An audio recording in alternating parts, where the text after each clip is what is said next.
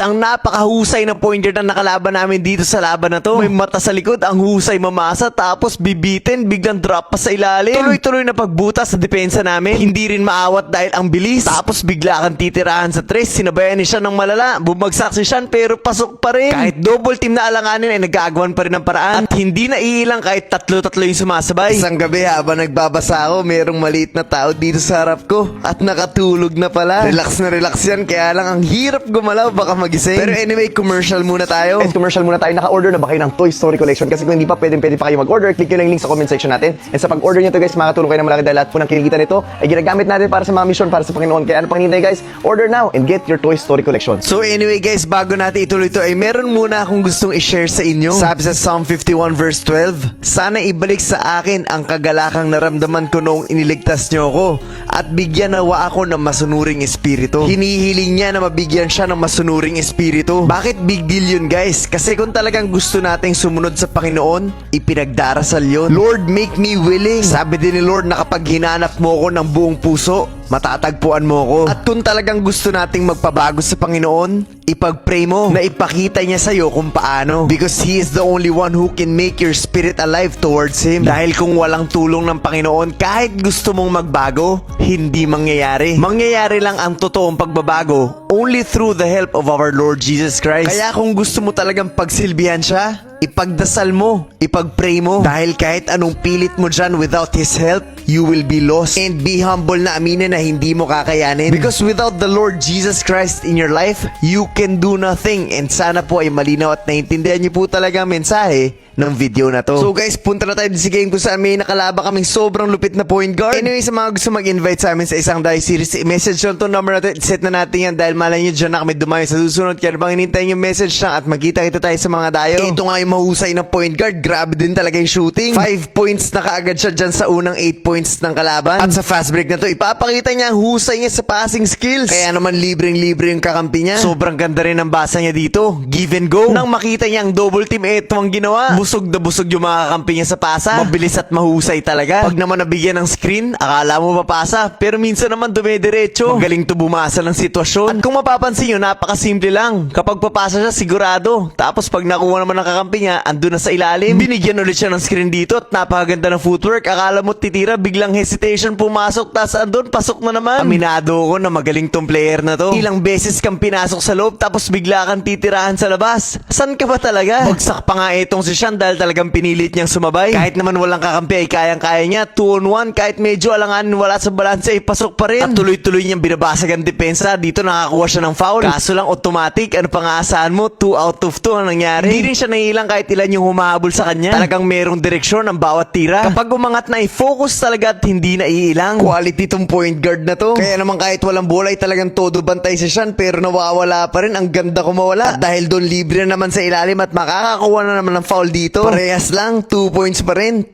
out of 2 na naman. Sa fast break ito, makikita natin yung pagiging shifty niya. Hesi, biglang umatake, tapos pag-atake, biglang crossover, tapos dito pumeke. Nung makuha niya attention, pasa dun sa ilalim. Libre-libre para 2 points. Katulad ko ay naggalingan din ba kayo sa kanya? Kung meron kayong mga kakilalang mga galing din na hindi pa natin na-feature, i-comment nyo na sa baba dahil malay nyo sila na ang susunod.